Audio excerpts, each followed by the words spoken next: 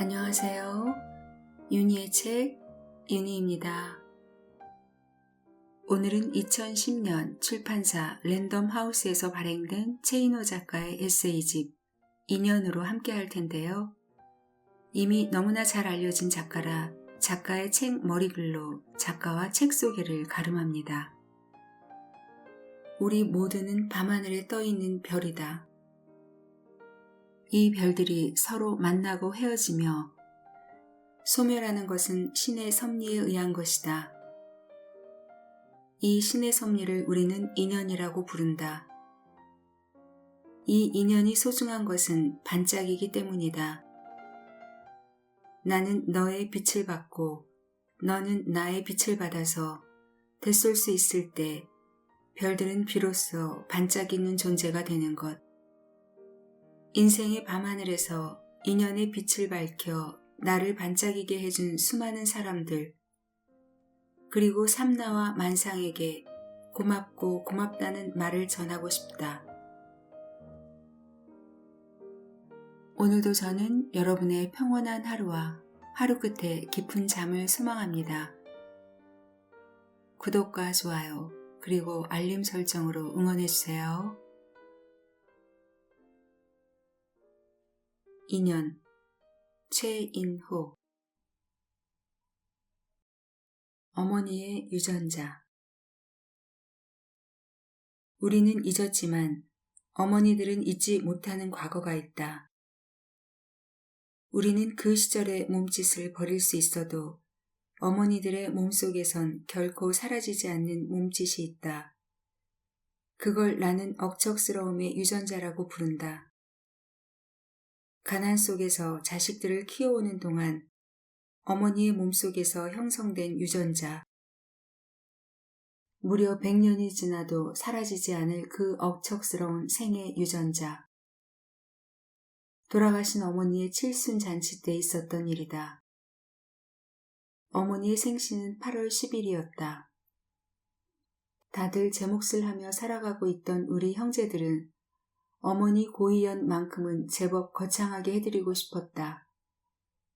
그래서 남편 복은 없지만 자식 복은 있다는 소리를 듣게 해드리고 싶었던 것이다. 형과 나는 머리를 맞대고 며칠간 의논에 의논을 거듭했는데 정작 어머니는 아주 검소한 잔치를 하고 싶다고 말씀하셔서 우린 조금 김이 새는 듯한 느낌을 받았다. 사실 자랄 때부터 불효막심한 후레자식 노릇을 한 나로서는 이럴 때 톡톡히 생색 좀 내서 어머니의 한을 풀어드리고 싶은 마음도 있었지만 어머니의 결심 또한 완강하게 굳으셔서 별 수 없이 간단한 잔치를 준비할 수밖에 없었다. 그래서 친척 중에도 오직 어머니의 친동생이자 화가이신 외삼촌 내에만 부르기로 하고 장소는 시내 제2호텔 요식부에 한 방을 예약해 두었다. 12시 30분. 우리는 정확히 약속 장소에 직결했다. 삼촌 내에는 벌써부터 오셔서 기다리고 계셨는데 우리를 보자 외삼촌이 익사를 부리셨다.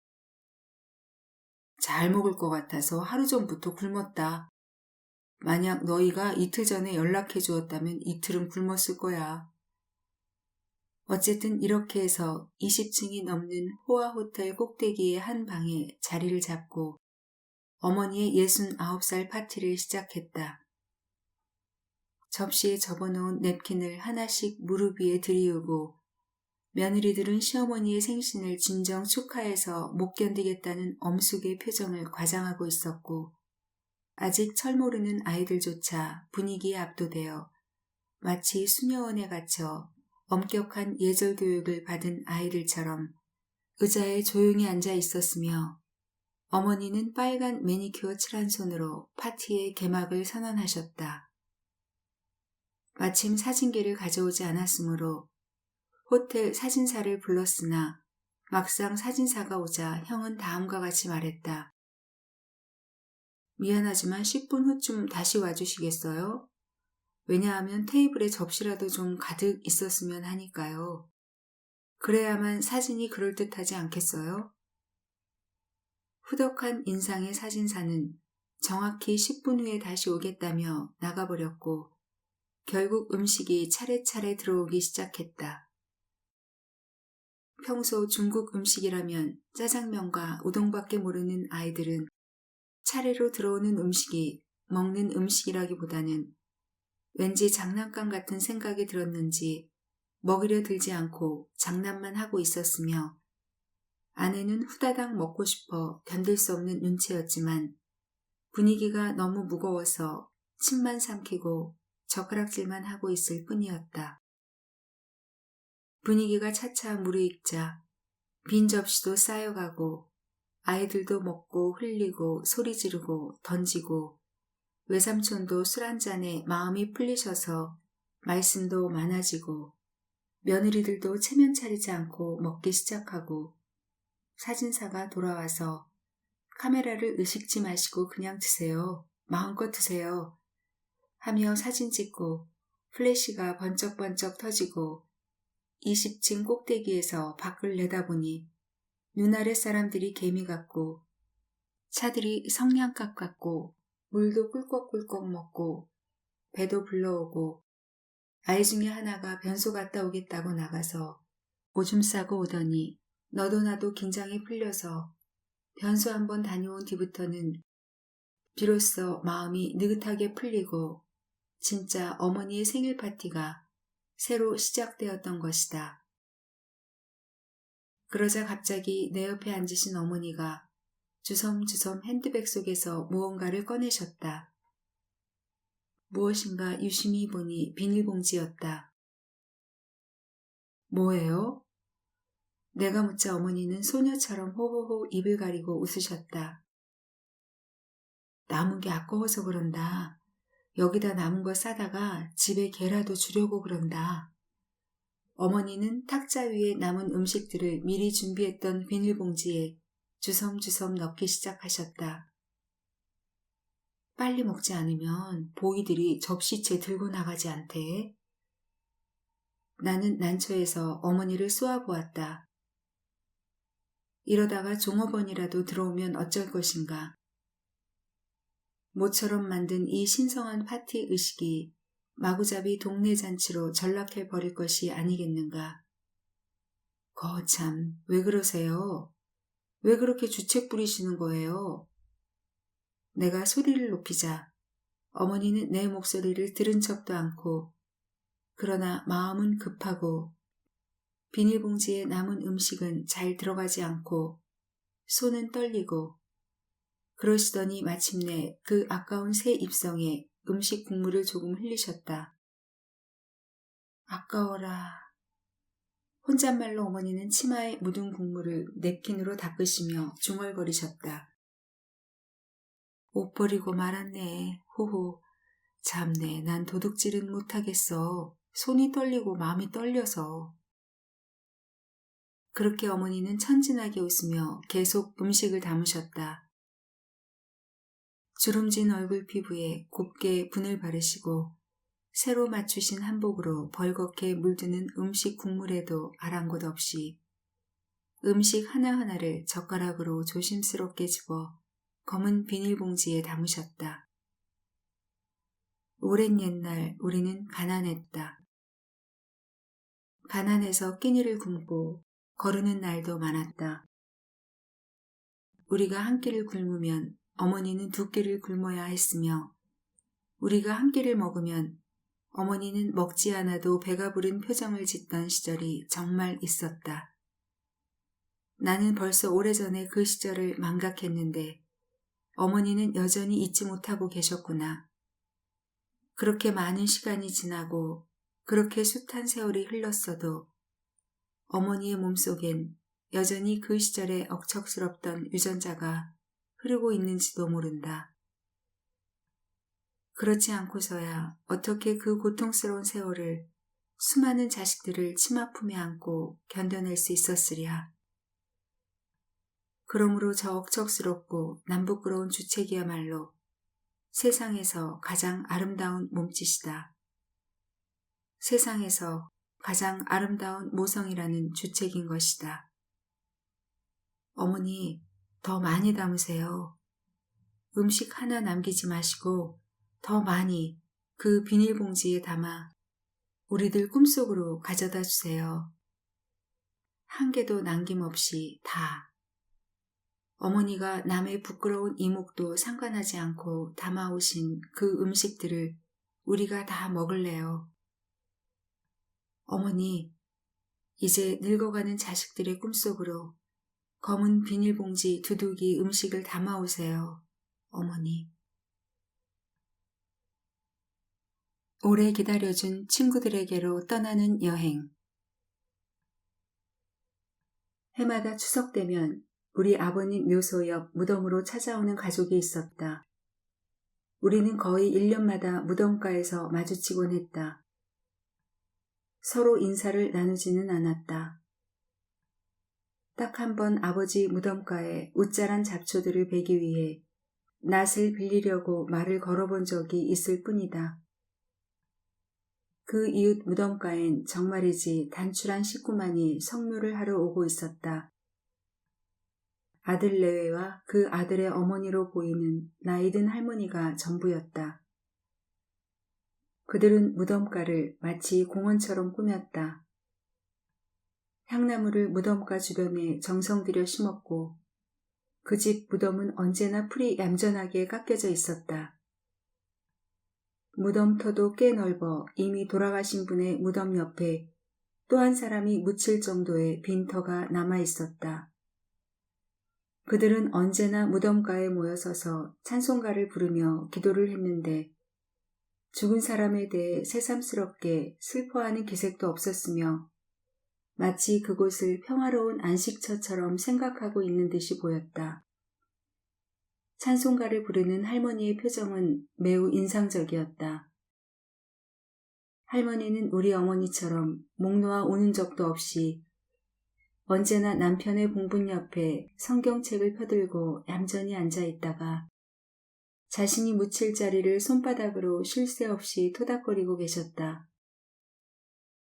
마치 칭얼거리는 아이를 잠재우는 듯한 표정으로 곧 내가 들어가 누울 테니 그렇게 오래 기다리지 않아도 된다는 듯이 먼저 세상을 떠난 남편을 달래는 것처럼 보였고 자신이 누울 자리에서 기다리고 있는 땅의 정령을 달래고 있는 것 같기도 했다.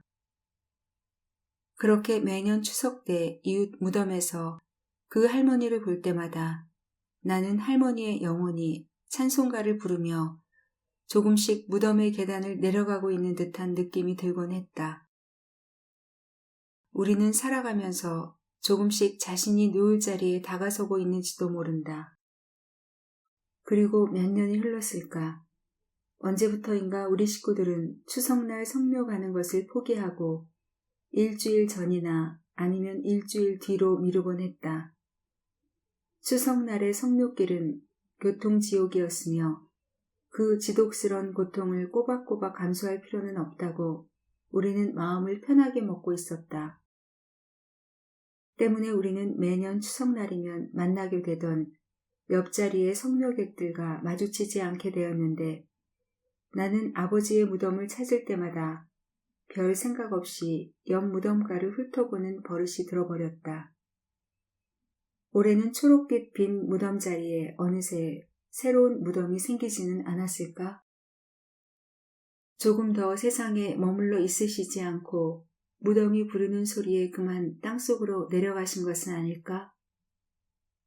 나는 가슴을 졸이며 무덤가를 돌아보곤 했는데 다행히 그 자리는 여전히 주인이 빈 채로 남아있곤 했었다. 그러던 어느 날 미국에서 살고 있는 동생이 잠시 한국에 들어와 함께 아버지 묘소에 성묘를 갔다가 또 무심결에 이웃 무덤 자리를 돌아다 보았다. 거기에 초록색 둥근 잔디를 덮어쓴 봉분 하나가 새롭게 솟아 있었다. 그 할머니는 이제 더 이상 남편을 오래 기다리게 하지 않고 저승의 강을 건너 무덤 속으로 내려가신 것이다. 매년 빈 무덤 자리를 주름진 손으로 어루만지시며 곧 갈 테니 기다리라고 말했던 할머니. 찬송가의 리듬에 목소리를 싣고 흥얼거리시면서 무덤 자리를 서성이던 할머니. 매년 당신의 영혼이 조금씩 무덤 아래로 내려갈 때마다 미적거리며 따라오는 늙은 몸을 추슬러야 했던 당신은 이제는 미련 없이 떠나셨는가? 나는 죽음이 그러하다는 걸 안다. 죽음은 너무나 당황스런 떠남이지만 오래 기다린 죽음은 그제야 출발하게 되는 먼 여행가도 같을 것이다. 미리 떠나서 긴 시간을 기다려준 사람들의 자리로 고개를 긁적이며 찾아가는 쑥스러운 여행길. 할머니의 그 길고 어두운 여행길이 지루하지만은 않기를 기도해 본다. 귀신 형제. 내게는 얼굴도 모르고 이 세상에서 단 한순간도 존재한 적이 없는 형제들이 있다. 마치 역사 속 인물이 그러하듯 내가 이 세상에 존재하기 전에 잠시 존재했다가 사라져버린 이들. 세상에는 그렇게 단 한 번도 함께 존재해보지 못한 형제들이 있는데 그래서 늘 그들의 이야기는 비현실적인 전설이거나 슬픈 민담처럼 들리곤 한다. 어머니는 9명의 자식을 낳으셨다. 9명의 자식을 낳으셨지만 내가 알고 있는 형제들은 나를 비롯해 6명밖에 되지 않는다. 먼저 태어난 3명의 형제들은 내가 태어나기도 전에 이미 이 세상 사람이 아니었던 것이다. 나와 그들의 형제 간 인연은 그러므로 이승과 저승에 걸쳐 있다. 어머니는 일절 이미 죽어버린 형제들 이야기는 하지 않으셨다. 그들이 모두 어릴 때 죽었으므로 나는 어머니로부터 단 한 번도 그들의 이야기를 들어본 적이 없다. 내가 추측하건대 그들 중 2명은 쌍둥이였던 모양이다. 그들은 세상에 나오자마자 바로 죽었으므로 이름도 채 가져보지 못한 채 세상을 떠났던 것이다. 내가 만약 그 2명의 쌍둥이 형제를 저승에서 만난다면 나는 그들을 무슨 이름으로 불러야 하는 걸까? 저승의 강을 건너기 전 점집에라도 가서 그들의 이름을 받아가지고 가야 하는 걸까? 형제는 형제이건만 서로 이름도 부를 수 없는 그런 형제가 내게 있다는 것이 때로 서글프게 느껴지곤 한다. 쌍둥이 형제가 죽은 후 낳은 셋째는 여자아이였다고 한다. 내게는 누이인 그 소녀의 이름은 재욱. 9살에 기찻길 위에서 세상을 떠났다. 어린 시절 큰 누이는 죽어버린 재욱 누이의 이야기를 마치 옛날 이야기 들려주듯 하곤 했는데 나는 나이가 든 지금까지도 가끔 재욱 누이의 마지막 순간을 떠올리곤 한다.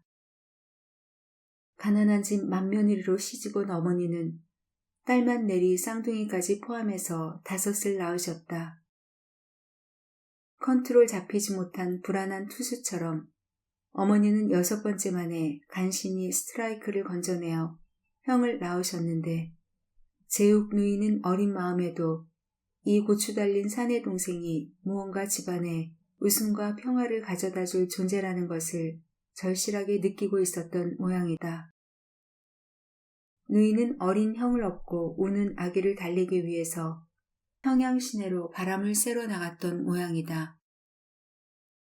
형은 그만 전찻길을 건너다 꽃신 한 짝을 전차 선로에 떨어뜨렸다. 누이는 동생의 소중한 꽃신 한 짝을 줍기 위해 아기를 내려놓고 다시 전찻길로 뛰어들었다. 전차는 다가오고 있었고 누이는 허리를 굽혀 꽃신을 집어들었다. 그러나 미처 피하기도 전에 거대한 전차는 어린 누이를 무참하게 밟고 지나갔다. 그렇게 피투성이가 되어 죽어버린 누이의 손에는 끝까지 형의 꽃신 한 짝이 들려 있었다고 한다. 누이는 어린 동생의 신발 한 짝을 위해 자신의 목숨을 문자 그대로 헌신짝처럼 던져버리고 말았다.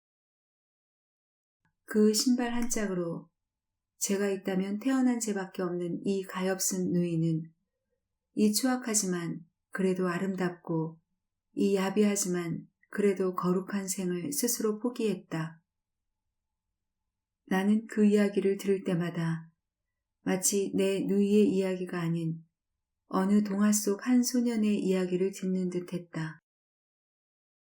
그래서 그렇게 그 누이의 이야기가 자주 꿈결에 머물다 갔는지도 모른다. 죽어버린 사람들은 다만 이 세상을 떠날 뿐 완전히 소멸하는 건 아니다. 나는 굳게 그것을 믿고 있다. 그들은 우리 곁에 있다. 우리가 슬퍼할 때 지상의 말을 잊었으므로 함께 위로의 말을 나누어 줄 수는 없으나 가끔 우리의 어깨를 두드리고 우리가 잠잘 때 우리 머리맡에 앉아 논일다 가는지도 모른다. 내가 지금껏 만났던 모든 사람들, 한때 만나서 즐겁고 정다웠던 죽은 사람들은 언제나 우리 곁에 있어 우리의 생은 철마다 다투어 피는 꽃밭이 되고 있는 것이다. 지난해에 피었던 꽃은 꽃이 아니랴. 그들은 씨앗으로 남아 오늘 우리 곁에 저처럼 아름답게 피어 있다. 내게는 내가 태어나기도 전에 저승으로 간 형제들이 있다. 그들은 저승에서 나를 기다리고 있는 것이 아니다. 이승과 저승은 다만 보이지 않는 하나의 창을 두고 마주하고 있을 뿐 그들은 언제나 나를 보고 있을 것이다. 그리고 내게 그들의 언어로 말을 걸어온다. 저승에서 그들이 내게 말을 걸면 이승으로 비가 내리거나 바람이 불어온다. 그들은 자연의 언어로 우리에게 말을 걸어오고 있는 것이다. 내게는 이미 귀신으로 존재하는 형제들이 있다. 언제나 나를 지키고 위로해주는 나는 그들의 동생이다. 가난한 우리들의 유년 신혼기. 우리는 싸구려 예식장에서 결혼했다. 결혼 예물부터 필요한 음식, 신랑과 신부의 예복까지 모두가 싸구려였다. 생에서 신혼기란 사랑하는 두 남녀의 어린 시절이다. 두 사람이 만나 한 몸이 되고 또 다른 사람이 되어 보내는 유년기다. 아내와 나, 우리 둘의 유년은 가난하고 소박하며 즐거웠다. 우리는 철없는 젊은 부부였지만 우리에게 주어진 생에 감사했다.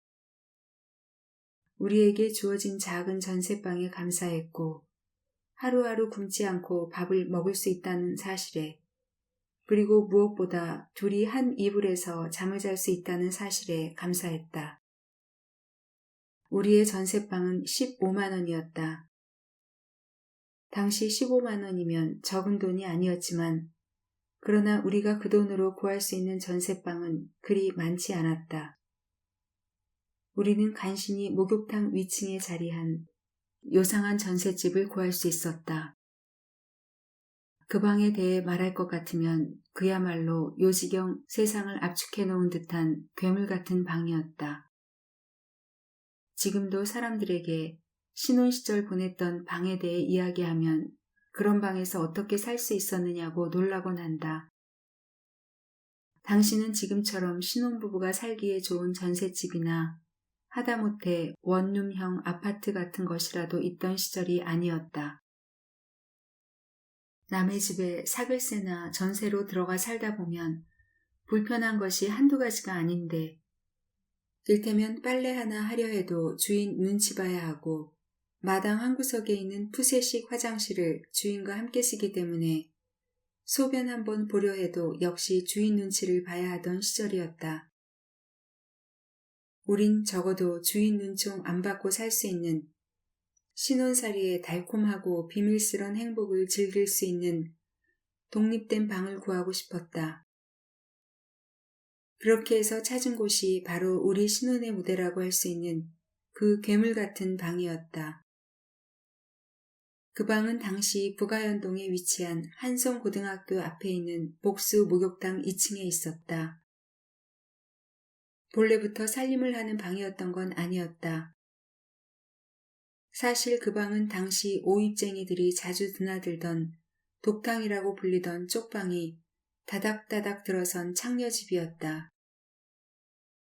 복수 목욕탕 1층은 그 이름에 충실하게 일반 목욕탕이 들어서 있고 2층과 3층이 목욕을 빙자하여 드나드는 오입쟁이들의 윤락시설이었던 것이다. 그러던 것이 바로 길 건너편에 있는 고등학교에서 학생들 면학 분위기에 해롭다고 구청에 진정을 내어 순수한 목욕탕만 남고 윤락시설이 사라지게 된 것이다. 우리는 바로 그 목욕탕 2층에 있는 5평짜리 단칸방에 전세로 들어가 신혼생활을 시작했다. 우리들 첫 신혼방은 이토록 거창하고 기가 막힌 사연을 지니고 있었다. 하지만 그러한 사연도 우리가 그 방에서 지내면서 겪은 갖은 고초에 비하면 정말 아무것도 아니다. 일단 그 방의 사방 벽으로 들려오는 서라운드 입체 소음은 실로 겪지 않고서는 실감할 수 없는 것으로 사실 말이 좋아 전세방이지 윤락가의 쪽방을 부수고 급조한 방이라 옆방에서 팔이 날아다니는 미세한 소리까지 현미경처럼 포착하여 들려주는 거창한 음향 시스템을 가진 방이었다. 그리고 보통 소음이라면 벽에서 들려오는 것이지만 우리가 있는 방 아래층이 여탕인 까닭에 거의 하루 종일 축축한 물기와 함께 5만 가지 잡다한 소리가 끊이지 않고 바닥에서 스멀스멀 기어 올라오는 것이다. 바가지로 뜨거운 물 끼얹는 소리, 아이들이 엄마를 부르며 장엄하게 울부짖는 소리, 목욕탕을 사랑방 삼아 떠드는 동네 아줌마들의 한담 소리, 그리고 뜨거운 물 더 달라고 고래고래 소리 지르는 할머니들의 목소리까지 북아현동 복수 목욕탕 2층 전세방은 한마디로 세상의 모든 소음이 사는 방이었다. 더욱이 급조하여 만든 싸구려 방답게 심지어 장판도 깔려있지 않아 목욕탕에서 올라오는 촉촉한 습기를 막기 위해 서대문 로터리에 있던 한 유도 도장에서 두터운 밀집을 사와서 바닥에 깔고 생활을 해야만 했다. 그야말로 목욕탕 2층에 난데없이 들어선 외양간 같은 방이라고나 할까? 그렇게 세상에 둘도 찾아보기 힘든 공중에 뜬 높고 가난하고 쓸쓸한 외양간에서 우리들 생의 유년기는 시작되었다. 이 목욕탕 2층 쪽방에서 우리는 1970년 12월부터 1972년 봄까지 살았다. 그리고 나는 아내를 먹여 살리기 위해 밤마다 내가 유일하게 할 수 있는 노동인 글쓰기를 했다. 아내가 허리를 쪼그리고 잠든 밤이면 나는 원고지 빈칸마다 또 다른 세계를 집어넣기 위해 내 몸속에 잠든 언어들을 깨워야 했다. 콘크리트 바닥에 깔린 까칠까칠한 밀집 위에 앉아 밥상에 허리를 구부리고 원고지 속으로 들어가 언어의 건축을 짓고 있다 보면 아내가 꿈속에서 몸을 부스럭거리는 소리가 들려오곤 했다. 나같이 가난한 남편을 만나 고생하는 아내를 위해 나는 몸이 부서져라 밤마다 글을 썼다. 그리고 아마도 그때가 1971년 봄이라고 기억되는데 당대 최고의 문예 잡지들이었던 현대문학과 월간문학 그리고 문학과 지성에 내 작품이 실리면서 나는 일약 주목받는 신예 작가로 부상하게 되었다. 나의 대표적인 단편 중의 하나인 타인의 방도 그의 복수 목욕탕 2층 외양간 같은 방에서 잠든 아내를 곁에 두고 밤을 새웠었던 작품이었다.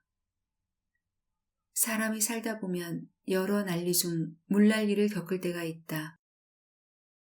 특히 우리나라처럼 여름마다 집중호우가 한바탕 쏟아지는 기후에서야 어찌 물난리를 피해갈 수 있겠는가. 우리 부부도 역시 그 시절 복수 목욕탕 2층 쪽방에서 심각한 물난리를 겪었으니 2층 쪽방이 완전히 물에 잠겨 공중에 뜬 어항이 되고 만 것이다. 그런데 그때 참 말하려니 웃을 수도 울 수도 없는 것이 무슨 비가 많이 내려 잠기거나 하수도 고장으로 물이 역류해서 넘친 것이 아니라 옥상에 설치된 목욕탕 물탱크가 터져서 계단으로부터 폭포처럼 한순간에 물이 쏟아져 들어온 것이었다. 아무래도 부실공사로 목욕탕 2층에 대충 지은 쪽방들이다 보니 전혀 아래층에서 올라오는 습기를 막을 수 없어 바닥에 밀집을 대고 그 위에 3절요까지 깔고 자는데도 불구하고 언제나 바닥이 축축해서 방 안은 온통 습기로 인한 곰팡이 투성이었다. 그래서 그날도 우리 부부는 바보같이 물이 스멀스멀 넘쳐 들어오고 있음에도 전혀 의식하지 못한 채 퍼질러 자고 있다가 방 안에 둥둥 성냥개비들이 떠다닐 때쯤 되어서야 사태를 직감하고 벌떡 일어났던 것이다. 이미 3절요 스펀지는 물에 축 젖어 있고 5만 가지 살림살이가 물에 둥둥 떠서 좁은 방 안을 떠다니고 있었다. 한마디로 좁은 방 안에 살림살이들의 해전이라도 벌어진 양 한바탕 난리가 일어난 것이다. 처음에 우리 부부는 이게 꿈인가 싶어 서로의 볼을 꼬집어도 보고 때려도 보았다. 하지만 분명 꿈은 아니었다. 그런데 이게 생시라면 도대체 마른 하늘에 비도 내리지 않는데 이 물들이 어디서 쏟아져 들어오는가 싶어 자세히 살펴보았더니 복도로부터 방문 틈새로 구정물이 꾸역꾸역 밀려오고 있었다. 아, 이게 무슨 아닌 밤중에 봉창 두드리는 난리 연병이란 말인가. 후다닥 일어나 바지를 걷어붙이고 문을 슬며시 열려는데 물의 압력 때문인지 문이 잘 열리지 않았다. 그래서 힘껏 몸으로 밀어붙이니 문이 열리면서 눈에 들어오는 광경이란 참으로 신선히 놀다 갈 만한 기이하고 신비로운 풍경이었다. 무슨 강원도 깊은 산속에라도 들어선 것처럼 3층으로 올라가는 계단이 폭포로 변해 거대한 물줄기를 토해내고 있었던 것이다. 옥상에서 터져버린 물탱크의 위력이란 대단해서 그 몇십 분 동안 우리 복수 목욕탕 건물 안은 깊은 산골짜기 계곡으로 변해 있었다. 그렇게 망연자실 시간이 지나는 동안 창밖에선 건물 안의 사태에 호응이라도 하려는지 비까지 내리기 시작했다. 우리 부부는 서로의 얼굴만 멍하니 바라보다 갑자기 웃음을 터뜨렸다. 아내는 이게 만약 꿈이라면 길조 중에 길조여 생시라고 해도 액땜을 하는 셈이니 더 큰 불행을 막았다고 좋아하며 빙그레 웃고 있었다. 나는 이 와중에도 웃음을 잃지 않으려는 아내의 넉넉한 마음에 깊은 감사를 느꼈다. 어차피 벌어진 난리라면 그 난리 옆에서 엎어져 울고불고 하는 것보다 차라리 그 난리를 즐기는 편이 좋지 않겠는가. 우리는 이 아닌 밤중의 물난리가 눈뜨고 꾸는 꿈의 길조라고 믿기로 했다. 아끼고 아껴보던 책들은 물에 잠겨 담수어처럼 물속을 헤엄치고 있고 몇 가지 안 되는 옷들은 너저분한 걸레처럼 둥둥 떠다니고 부엌에서 기어나온 파들은 뱀장어처럼 꿈틀거리고 다녔지만 우리 부부는 춤이라도 출 듯 서로의 얼굴을 바라보며 한바탕 웃음을 터뜨렸다. 그럼에도 나는 보았다. 아내의 웃음 속에 잠긴 조그만 눈동자에 막막한 절망이 그렁거리고 있는 것을.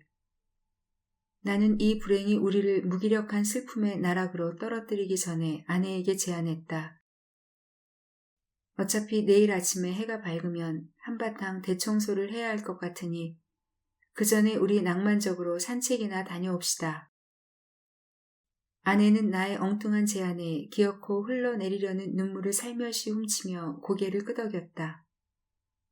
나는 무슨 개선 장군이라도 된 양 어깨를 펴고 소리쳤다.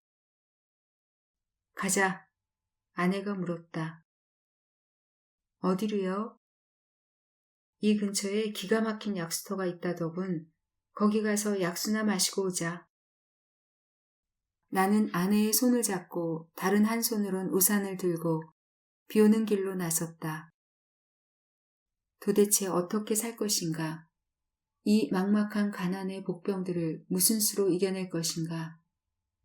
도대체 어떻게 아내를 행복하게 만들어줄 것인가? 자꾸만 서러운 울음이 복받쳐 올라왔지만 나는 눈물을 꾹꾹 눌러 참았다. 아내는 이 난리 중에도 평소 무뚝뚝한 남편과 한밤에 떠나는 빗속 데이트가 즐거운지 팔짱을 꼭 껴안으며 고개를 기대왔다. 이 가녀린 아내의 체온을 오래 지켜주어야 하리라. 이 세상으로부터, 난데없이 밀어닥치는 물탱크의 폭포로부터, 우리가 감히 짐작할 수 없는 세상의 모든 고통과 불행으로부터 내게 고개를 기대오는 이 가녀린 아내의 체온을 오래오래 지켜주어야 하리라. 봄비가 여리게 공기 속을 떠다니고 있었다. 빗소리는 마치 누군가 한밤중에 소리 죽여 연습하는 피아노 소리처럼 들렸다. 누군가 우리를 위로하기 위해 축축한 피아노의 건반을 눌러 연주하는 우리 신혼의 가난하고 소박한 멜로디가 들려오고 있었다. 우리가 아무리 삶의 질이 멸렬한 구렁텅이에 빠져있다 할지라도 우리가 서로의 체온에 몸을 묻고 함께 걸어갈 수 있다면 누군가 우리를 위해 피아노 연주하기를 멈추지 않을 것이다. 때로는 빗소리에 섞여 그리고 때로는 바람소리에도 실려 그 누군가가 우리를 위로하기 위해 연주하는 피아노 소곡은 들려올 것이다. 때로는 빗소리에 섞여 그리고 때로는 바람소리에도 실려 그 누군가가 우리를 위로하기 위해 연주하는 피아노 소곡은 들려올 것이다. 나는 아내의 손목을 잡고 약수터를 향해 걸어갔다. 우리는 걸음을 멈추지 않았다. 울지도 않았다. 다만 서로의 체온을 나누며 우리는 빗속 데이트를 즐겼다. 아내 손목에 떠있는 한 점 여린 열기가 내 손바닥의 손금들 속으로 흘러들어와 작은 반딧불처럼 오래 몸속을 떠돌았다. 생각해보면 우리 신혼은 지질이 궁상맞고 고달팠지만 그럼에도 아름다웠다. 돈을 주고도 살 수 없는 경험들 때문이 아니라 돈을 주고도 살 수 없는 서로를 향한 사랑과 믿음 때문에 낭만이라고 하기엔 초라하고 초라하다고 하기엔 너무 눈부시고 쓸쓸해서 아름다웠던 우리들의 신혼을 나는 내가 당신과 함께 보낸 윤영기라 부르고 싶다.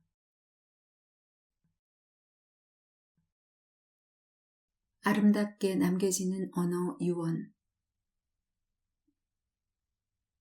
나는 아버지의 유서를 당신이 돌아가시고 난 지 근 25년 만에 받아보았다. 아버지는 1955년 3월 19일에 돌아가셨다. 당시 나는 10살이었고 유서가 뭔지도 모르던 나이였다. 아버지가 그 유서를 쓴 건 돌아가시기 1년 전, 그러니까 당기 4827년 4월 19일 날짜로 쓰인 유서였다. 내가 아버지의 유서를 받아보았던 무렵 나는 골치 아픈 소송사건에 휘말려 하루하루 진을 빼는 법정 싸움에 지쳐가고 있었다. 만약 패소를 하게 되면 하루아침에 알거지로 거리에 나앉을 판이었으니 그야말로 내 인생에 큰 위기를 맞았던 때였다. 법정에 출두하기 위해 햇살이 쏟아지는 거리를 걷다 보면 나도 모르게 눈물이 흐르곤 했다. 어느 날 어머니께서 나를 자리에 부르시고 누런 갱지 봉투를 내미셨다. 그리곤 이렇게 말씀하셨다. 아버지의 유서다. 아버지의 유서. 난데없이 25년 만에 받아보는 아버지의 유서. 어머니의 말씀은 참으로 섬뜩했다. 돌아가신 지 5년 뒤에야 발견되었다. 그걸 내가 이제껏 간직하고 있었어. 한번 읽어보렴.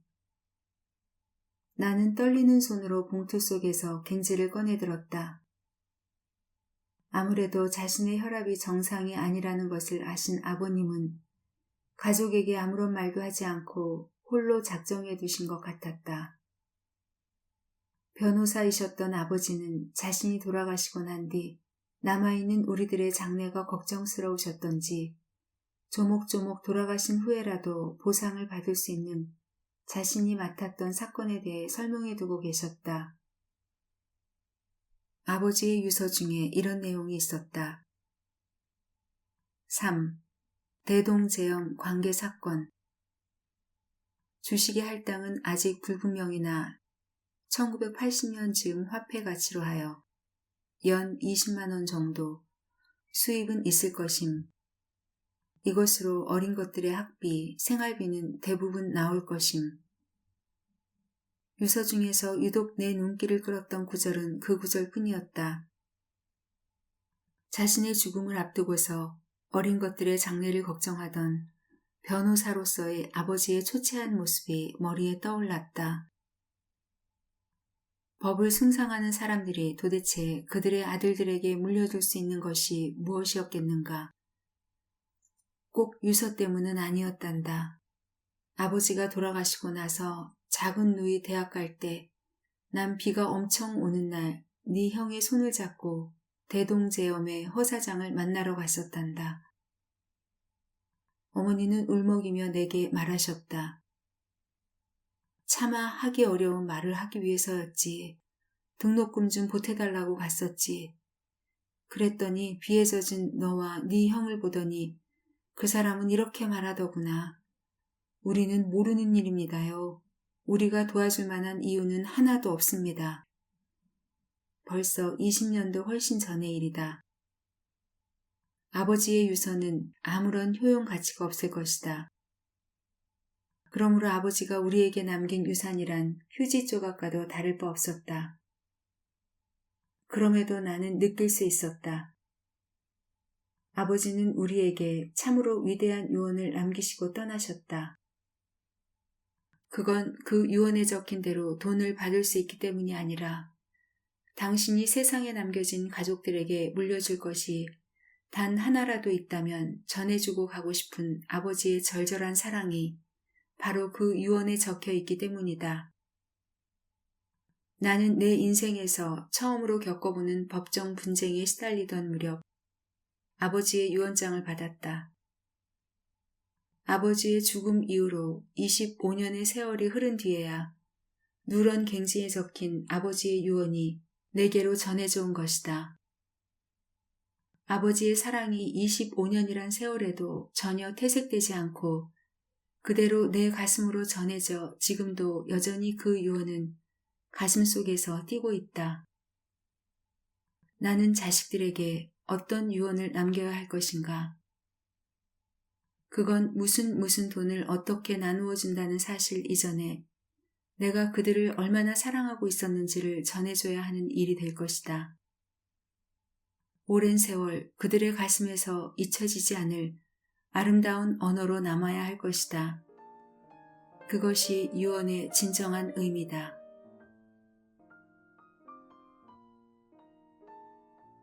최인호 작가의 에세이집 인연이었습니다. 오늘도 윤희의 책과 함께 해주셔서 감사합니다.